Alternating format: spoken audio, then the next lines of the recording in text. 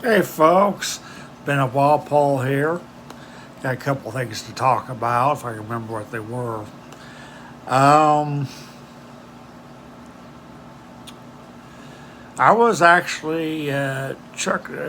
First of all, Chuck Norris, me and thousands. I was a student. Me and thousands of other students dearly miss you, and you won't be forgotten.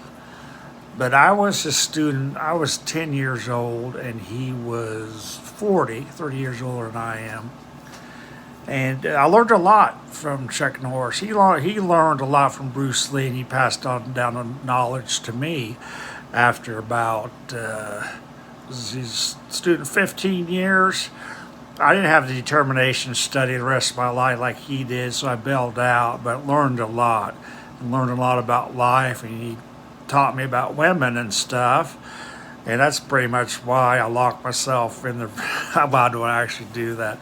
But don't pay much attention to him and stuff. And my mom was like, got a therapist says he's not noticing the women and stuff.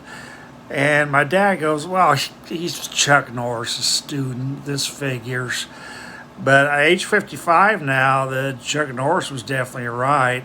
Bruce Lee, I think, was a little bit more knowledgeable than Chuck on life in general. Oh, he's Chuck Norris. But that was one part of it. But he had a lot to teach me, and I still remember about half of it. But I've learned more from Chuck because he got his information from Bruce. Of course, Bruce died at early age 33, and I've learned more than any professor at any university in the world could ever teach.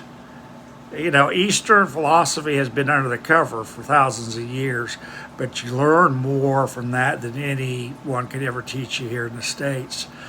But I need to wrap this up. But yeah, now we have the iPhone, so, do we need the universities and stuff? I don't mean to be rude, but do we? Have a good one, folks.